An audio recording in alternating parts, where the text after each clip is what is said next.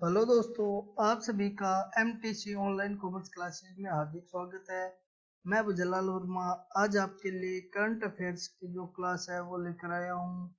इस क्लास में हम करंट अफेयर के क्वेश्चन करेंगे जो कि आपके कंपटीशन एग्जाम में हेल्पफुल रहेंगे। तो हमारा जो फर्स्ट क्वेश्चन है वो है, प्रधानमंत्री भारतीय जन औषधि केंद्र ने वित्तीय वर्ष 2020-21 के पहले 2 महीने में कितने करोड़ रुपए की बिक्री की। हमारे पास ऑप्शन है 100.40 करोड़, 120 करोड़, 90 करोड़ और 108 करोड़। तो इसका जो राइट ऑप्शन है वो हो जाएगा हमारा option number A, 100.40 crore.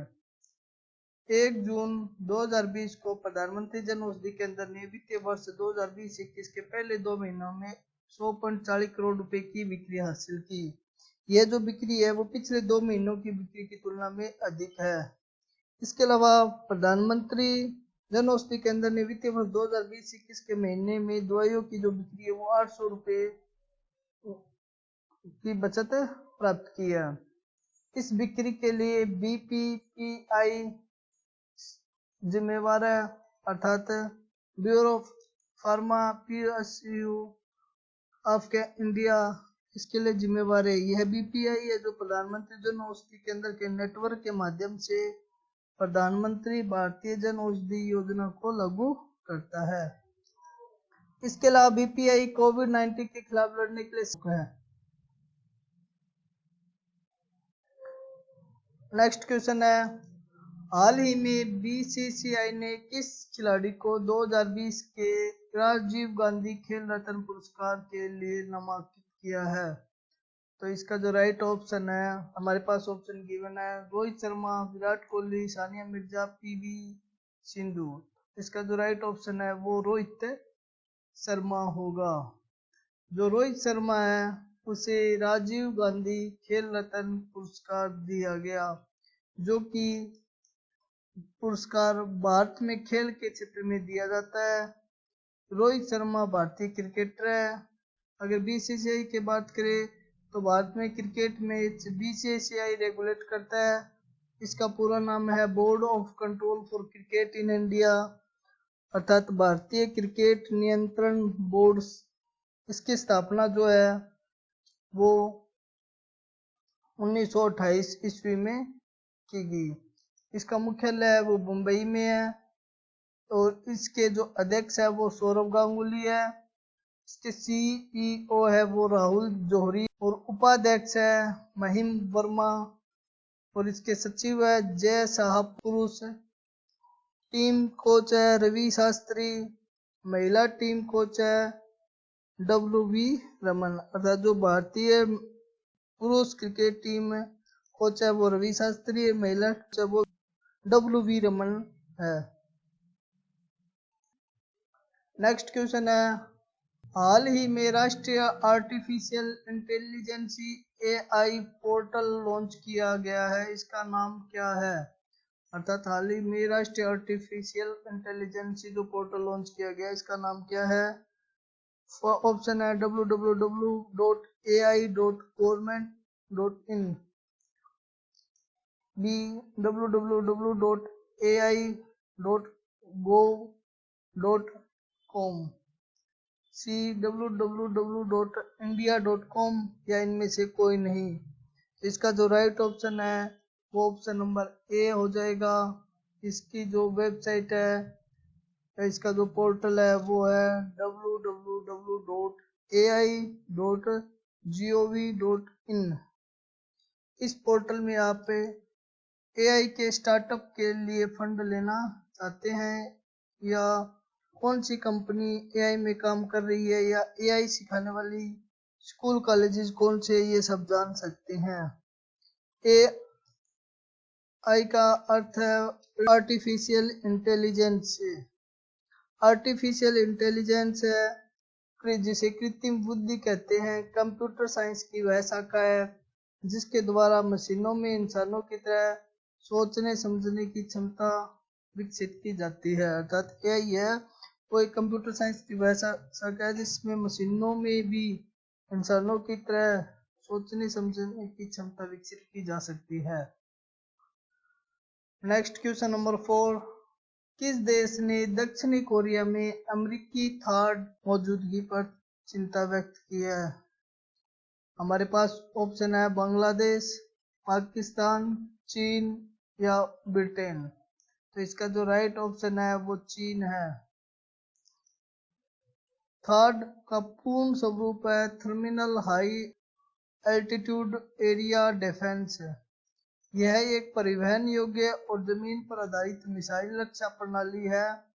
Third एक बैलिस्टिक मिसाइल प्रणाली है। यह खाड़ी युद्ध 1991 में अमेरिका के अनुभव के बाद विकसित की गई है। थर्ड को इजराइल, यूएसए, रोमानिया और दक्षिणी कोरिया में तैनात किया गया है। थर्ड मिसाइल को नष्ट करने में सक्षम है। इसमें काइनेटिक किल टेक्नोलॉजी का इस्तेमाल किया गया है तथा जो थर्ड है वो मिसाइलों को नष्ट कर सकती है। इसमें काइनेटिक किल टेक्नोलॉजी का भी प्रयोग किया गया है। चीन का मानना है कि दक्षिणी कोरिया और जापान पर अमेरिका अपना प्रभाव बढ़ा रहा है और इसके लिए जो चीन है वो मौजूदगी जो थर्ड की मौजूदगी पर चिंता व्यक्त कर रहा है। नेक्स्ट क्वेश्चन है क्वेश्चन नंबर 5, हाल ही में नाबार्ड ने किस राज्य को 1050 करोड़ रुपए का वित्तीय ऋण देने की मंजूरी दी है? तो हमारे पास जो ऑप्शन है वो गिवन है बिहार, उत्तर प्रदेश और महाराष्ट्र और पश्चिमी बंगाल। तो इसका जो राइट ऑप्शन हो जाएगा वो हो जाएगा हमारा ऑप्शन नंबर डी, पश्चिमी बंगाल। अर्थात हाल ही में जो नाबार्ड ने 150 करोड़ रुपए जो वित्तीय सहायता देने की घोषणा की है वो पश्चिमी बंगाल को देने की घोषणा की है। अगर नाबार्ड के बारे में देखें तो इसका पूरा नाम है national bank for agriculture and rural development, अर्थात राष्ट्रीय ग्रामीण और कृषि विकास बैंक है, जो कि ग्रामीण क्षेत्र के जो छोटे उद्योग है, कुटीर उद्योग है, उनका विकास करने के लिए और ग्रामीण क्षेत्र का विकास करने के लिए स्थापित किया गया। इसकी स्थापना 1982 को हुई। इसका मुख्यालय है वो बम्बई में है और इसका अध्यक्ष है वो हर्ष कुमार बनवाला जी है। अगर हम पश्चिमी बंगाल के बारे में बात करें तो पश्चिमी बंगाल है उसकी राजधानी कोलकाता है। कोलकाता है वो हुगली नदी के किनारे स्थित है। ये जो मैप में दिखाया गया है वेस्ट बंगाल है वो हुगली नदी के किनारे स्थित है। ये वेस्ट बंगाल जो कि हुगली नदी के किनारे स्थित है। इसके मुख्यमंत्री है ममता बनर्जी जो तृणमूल कांग्रेस पार्टी से है। इनके गवर्नर है जगदीश धनखड़ और पश्चिम बंगाल के उच्च न्यायालय के मुख्य न्यायाधीश है TBN राधाकृष्णन। पश्चिम बंगाल के 5 पड़ोसी राज्य है असम, सिक्किम, बिहार, झारखंड और ओडिशा। पश्चिम बंगाल है जो सीमा है वो 3 पड़ोसी देशों से लगती है, बांग्लादेश, नेपाल और भूटान। पश्चिम बंगाल का राजकीय पशु है वो बंगाल बर्ड है। पश्चिम बंगाल का राजकीय पक्षी है वो किंगफिशर है। इसका वृक्ष है वो डेविल वृक्ष है। पश्चिम बंगाल में लोकसभा में 42 सीटें हैं, राज्यसभा में 16 सीटें और विधानसभा में 295 सीटें हैं। लोकसभा में 42 सीटें, राज्यसभा में 16 सीटें और विधानसभा में 295 सीटें हैं। दुनिया का सबसे बड़ा डेल्टा सुंदरबन डेल्टा जो गंगा और ब्रह्मपुत्र नदी बनाती है वो भी पश्चिम बंगाल में स्थित है। पश्चिम बंगाल में गंगा की सहायक दामोदर नदी को बंगाल का शोक कहा जाता है। कर्क रेखा भारत के पश्चिम बंगाल राज्य से होकर गुजरती है। कर्क रेखा भारत के 8 राज्यों से होकर गुजरते हैं। ये 8 राज्य है गुजरात, राजस्थान, मध्य प्रदेश, छत्तीसगढ़, झारखंड, पश्चिम बंगाल, त्रिपुरा और मिजोरम, जो कि ऐसे यहाँ से।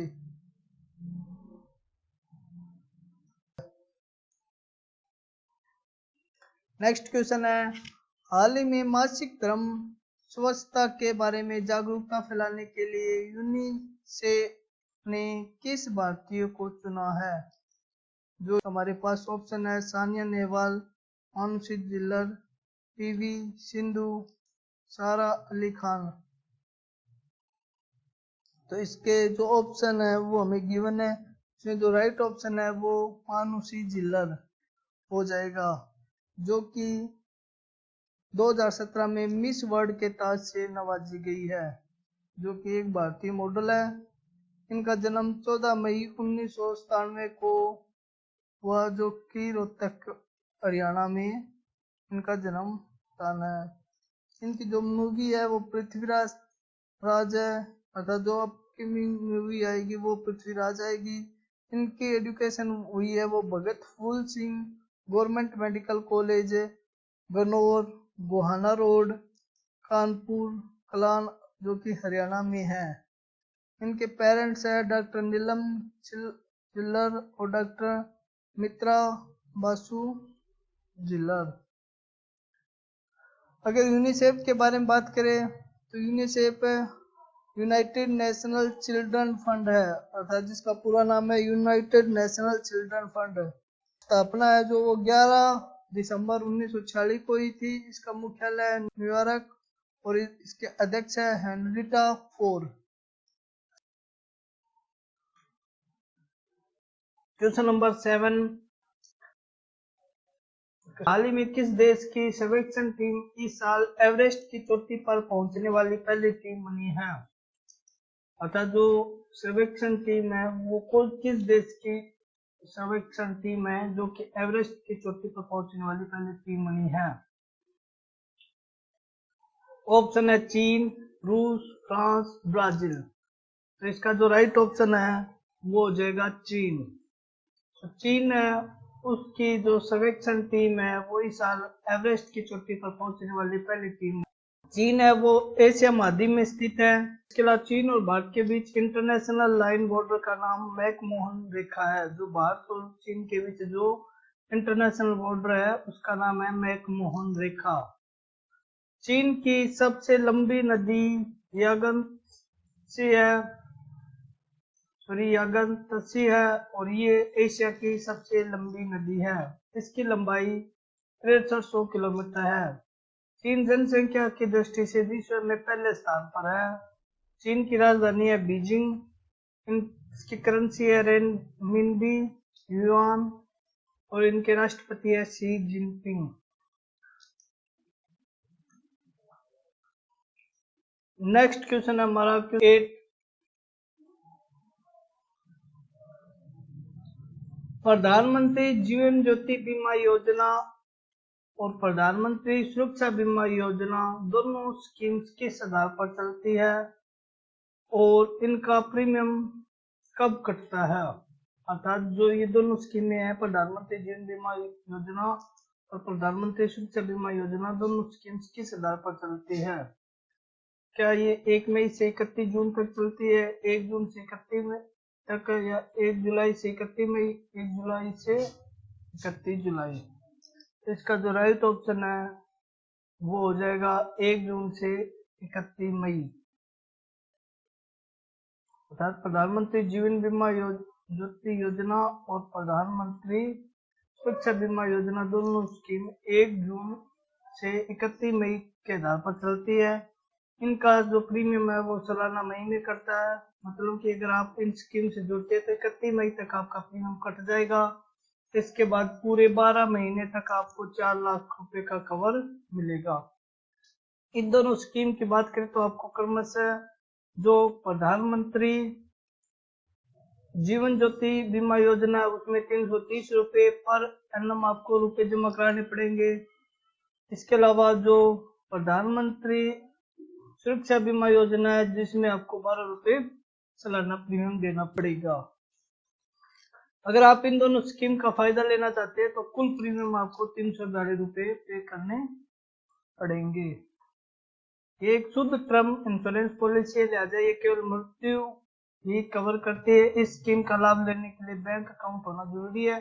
बैंक अकाउंट बंद हो जाने या प्रीमियम कटने के टाइम पर खाते में पर्याप्त बैलेंस न होने से भी बीमा रद्द हो सकता है। इसका जो आरंभ है वो कोलकाता में मई 2015 को भारत के प्रधानमंत्री नरेंद्र मोदी द्वारा किया गया।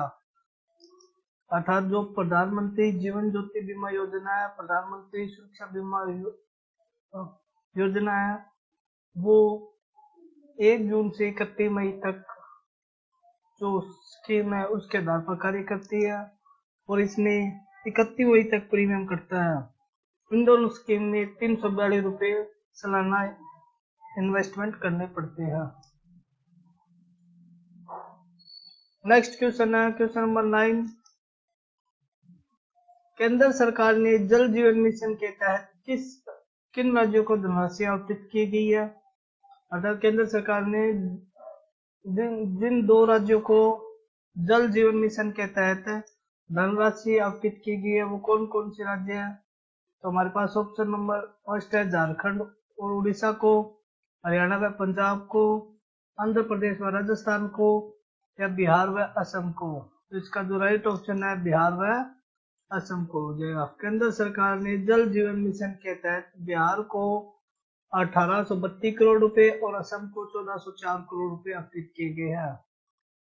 असम में जल जीवन मिशन का लक्ष्य 2020-21 तक 13 लाख से अधिक ग्रामीण परिवारों को नल कनेक्शन प्रदान करना है। इसके अलावा इसका जो उद्देश्य है वो जो राज्य घरों में लौटने वाले प्रवासी श्रमिकों को रोजगार प्रदान करना भी इसका मुख्य उद्देश्य है।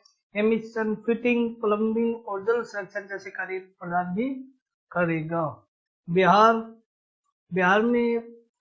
सरकार 50 लाख से अधिक घरों में नल कनेक्शन प्रदान करेगी। सरकार आकांक्षी जिलों और SC और ST गांवों पर ध्यान केंद्रित कर रही है। जल जीवन मिशन, इस मिशन का लक्ष्य 2024 तक देश के सभी घरों में अच्छी गुणवत्ता का पेयजल उपलब्ध कराना है। इसे प्राप्त करने के लिए भारत सरकार ने 3.6 लाख करोड़ रुपए आवंटित किए हैं।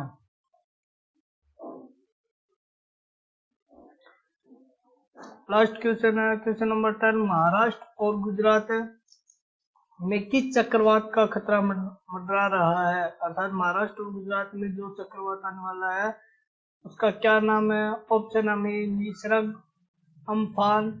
तो इसका जो राइट ऑप्शन होगा वो निसर्ग होगा।